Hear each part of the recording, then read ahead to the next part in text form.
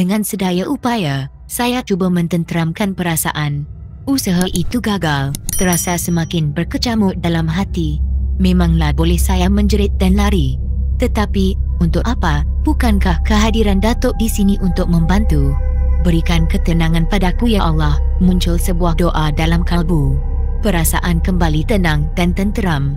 Tetapi, ada keganjilan di mata Datuk. Sungguh mengejutkan, sepasang biji mata hitamnya bertukar menjadi merah bara. Dari celah kelopak matanya keluar asap nipis yang lembut. Pada saat yang sama tidak semena-mena, anak mata saya terasa panas semacam.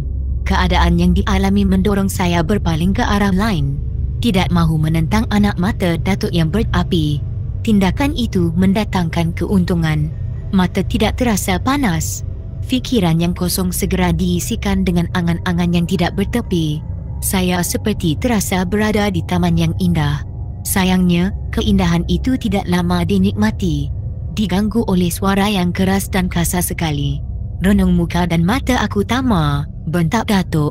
Mata saya panas, jangan banyak alasan. Renung biji mata aku, biar terpancut biji mata kamu. Jangan alihkan pandangan. Mata saya pedih dan berair tok. Jangan banyak alasan, ikut kata aku. Saya tidak boleh melarikan diri dari arahan itu. Walau sepanas mana, saya harus bertahan. Dalam saat bertahan itu, terlihat manusia tanpa wajah berdiri menghalang pandangan saya pada Datuk.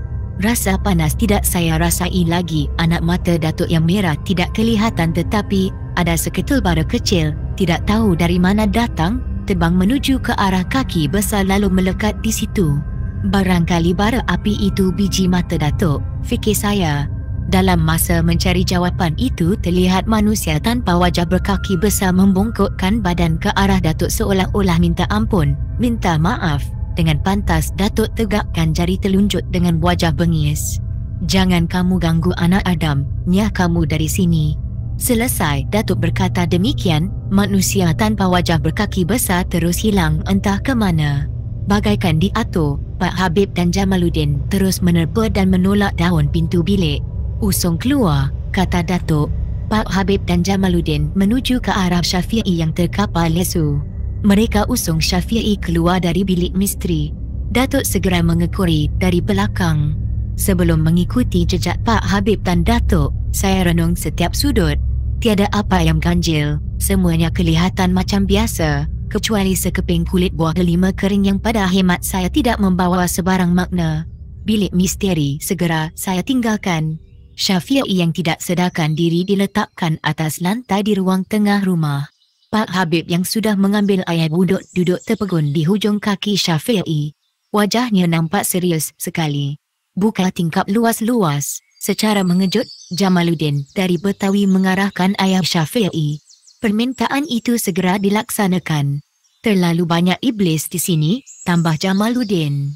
Tiada sebarang komentar yang diluahkan oleh Pak Habib dan Datuk terhadap rungutan Jamaluddin itu. Ayah Syafi'i kembali mengambil tempatnya di sebelah kanan Pak Habib. Terdengar sayup-sayup kokok ayam bersama lolongan anjing liar berpadu dengan suara cengkerik yang iramanya tidak menentu. Angin dini hari terus menerjah masuk melalui tingkap yang terdedah menyentuh setiap wajah yang ada di situ. Ibu Syafi'i datang dari ruang sebelah kiri dan terus melabuhkan punggungnya yang kekurangan daging di tepi dinding tidak berapa jauh dari pintu masuk ke bilik misteri. Wajahnya nampak gusar sekali. Entah mengapa, tidak putus-putus anak saya dikacau dan diganggu gugat. Alangkah baiknya kalau nyawanya diambil oleh Allah. Ya Allah, kau ambillah nyawa anakku ini. Tidak sanggup aku melihat hidupnya terseksa begini. Ibu Syafi'i secara mendadak bersuara, penuh kekecewaan dan kekesalan yang amat sangat. Subhanallah, terdengar suara Datuk dalam nada yang keras. Jangan menolak rahmat Allah, jangan putus asa, mudah kecewa, sambung Datuk sambil duduk di kiri Jamaluddin. Ayah Syafi'i terus membatu, tidak tahu apa yang difikirkannya. Beristighfar kamu, bertaubatlah kamu. Pak Habib tujukan kata-kata itu pada Ibu Syafi'i. Wanita kampung yang berwajah selamba itu menarik nafas dalam-dalam. Macam tadi dia tetap kesal dan kecewa. Kali ini dia beristighfar 3 kali berturut-turut. Tiba-tiba, sepasang daun tingkap yang terdedah tertutup sendiri. Beberapa detik berikutnya terbuka kembali. Perkara yang tidak diduga itu berlarutan lebih dari 5 kali. Saya dan Tajuddin mula rasa cemas. Kami saling berpandangan. Pak Habib dan Datuk kelihatan tenang sekali. Seolah-olah tidak ada apa yang berlaku, tetapi Jamaluddin dari Betawi kelihatan lain macam, sedikit resah, bimbang tidak menentu. Wajahnya berkerut, urat-urat merah di kelopak mata jelas kelihatan. Kalau tadi suasana tenang, kini beberapa orang daripada mereka yang ada di situ, termasuk saya, bagaikan menghadapi satu tekanan hebat. Di luar rumah terdengar bunyi deru angin yang kuat, bagaikan sedang berlaku ribut taufan yang menggila. Terdengar bunyi pokok tumbang yang disertai dengan jeritan orang dewasa dan kanak-kanak. Orang ramai dan binatang ternekan berlarian ke sana kemari. Semuanya mahu menyelamatkan diri. Dengar tu, jiran-jiran saya dalam kemalangan. Kita yang ada di sini mesti membantunya. Lantang sekali suara Ayah Syafi'i dan terus berdiri sambil bercekak pinggang. Beberapa saat berikutnya, dia duduk semula. Orang-orang di sekelilingnya tidak memberikan tindak balas yang sewajarnya. Sambil duduk, Ayah Syafi'i mengulangi kata-kata yang sama sebanyak 3 kali berturut-turut. Semua yang ada di situ buat tidak kisah. Dia kecewa. Suara-suara jiran yang dikenalinya terus menjerit-jerit minta tolong. Didorong rasa simpati dan tanggungjawab, berjiran Ayah Syafi'i berdiri buat kali yang kedua. Awak semua orang luar tidak tahu macam mana susahnya jiran-jiran saya menderita. Kalau kamu semua tidak mahu menolongnya, biar aku yang uruskan. Selesai meluahkan suara hatinya, Ayah Syafi'i terus melangkah. Datuk dan Pak Habib dirempuhnya. Dia menuju ke pintu yang diselak. Sebelum sempat Ayah Syafi'i mengangkat selak pintu, Jamaluddin segera menerkam ke arah Ayah Syafi'i dan menarik tangannya supaya duduk kembali. Tangan Jamaluddin ditepis oleh Ayah Syafi'i. Siapa kamu yang melarang niat hati aku untuk menolong jiran-jiran yang susah? Apa kamu terfikir tak gunakan otak? Orang yang kena ribut tu adalah saudara aku dan saudara kamu. Ayah Syafi'i jegilkan biji mata pada Jamaluddin. Sabar. Kamu tak tahu apa-apa. Iblis sedang memberdayakan kita. Bila kita semua keluar dari rumah ini, anak kamu akan lari masuk ke dalam hutan. Mungkin tak akan balik lagi. Terus jadi tawanan makhluk jahat. Raib terus. Suara orang menjerit yang kita dengar bukan suara jiran kamu. Begitu juga dengan bunyi hujan ribut. Bukannya betul. Semuanya tipulah. Lembut Jamaluddin memberikan penjelasan. Mustahil. Ayah Syafi'i berkeras. Betul, duduklah. Jamaluddin terus memujuk. Ayah Syafi'i terus duduk. Percayalah cakap aku ni, ilmu jahat dan dunia sudah aku lalui. Sudah aku pelajari dari manusia dan alam jin. Ada ilmu dari alam jin yang baik.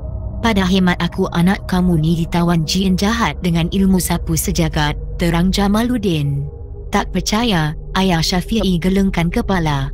Dia bangun dan kali ni bergerak menuju ke tingkap yang tertutup rapat.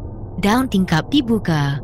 Dia masih mahu berusaha menolong orang di luar rumah dengan cara terjun ke tanah menerusi tingkap. Pak Habib dan Datuk hanya menarik nafas dalam-dalam melihat perangai Ayah Syafi'i. Dia seperti kemasukan roh jahat.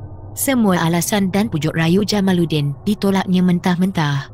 Jangan terjun, pekik Jamaluddin sambil berlari ke arah Ayah Syafi'i yang sudah melangkah tingkap untuk terjun. Dengan sekali rentap, Ayah Syafi'i jatuh tergolek di lantai. Dengan pantas pula dia bangun lalu bergelut dengan Jamaluddin. Masing-masing mahu menewaskan antara satu sama lain. Suasana dalam rumah jadi gamat. Ibu Syafi'i menangis. Saya dan Tajuddin tidak tahu apa yang harus dilakukan. Datuk segera memberitahu Pak Habib, perkara yang terjadi di depan mata harus dileraikan. Jika tercetus pergaduhan yang lebih dari itu, iblis akan bertepuk tangan melihat dua anak Adam bergaduh sama sendiri. Din, gunakan kebolehan kamu. Jangan sampai cedera. Sudahlah. Pak Habib mengenali Jamaluddin sejak zaman pemberontakan, memberikan arahan. Tanpa disangka-sangka Ayah Syafi'i memberhentikan perlawanan. Dia mengalah pada Jamaluddin. Semua yang berada di rumah menarik nafas lega. Dalam kelegaan yang masih berbonga itu, Ayah Syafi'i membuat kejutan lagi. Dia beralih angin, mengalah pada Jamaluddin memusuhi Datuk. Dia melompat dan membuka silat ke arah Datuk. Anaknya yang tergolek di depan mata tidak dipedulikan. Di tangannya terhunus keris lama belok 7. Tiada siapa yang tahu bagaimana keris berkarat itu boleh berada di tangannya. Keris itu diacukannya berkali-kali ke arah Datuk. Sekali-sekala dihalakan pada Pak Habib. Kalau tidak dielakkan pasti terburai isi perut atau tercabut biji mata. Pak Habib memberitahu bahawa keris di tangan ayah Syafi'i dihulurkan oleh seseorang ketika dia berdiri di tepi tingkap tadi. Kerana gagal mencederakan Datuk dan Pak Habib, ayah Syafi'i mengalihkan serangan kepada Jamaluddin kembali. His, satu serangan kilat dari ayah Syafi'i. Jamaluddin mengelak. Serangan datang lagi, bertalu-talu. Jamaluddin yang pandai menggunakan senjata api semasa pemberontakan ternyata memang seorang jago silat. Hujung keris berlok 7 tidak menyentuh kulit tubuhnya. Jamaluddin berjaya menangkap pergelangan tangan ayah Syafi'i. Terus dikilas ke belakang lalu dihentakkan atas tempurung kepala lututnya. Ayah Syafi'i menjerit kesakitan. Ulu keris dalam genggamannya jatuh atas lantai terus hilang. Ayah Syafi'i juga turut tergolek tetapi berjaya duduk dengan segera. Datuk segera menumbuk lantai. Duduk diam di situ, jangan rosakkan rancangan kami, sambung Datuk. Ayah Syafi'i termanggu-manggu macam orang baru bangun tidur.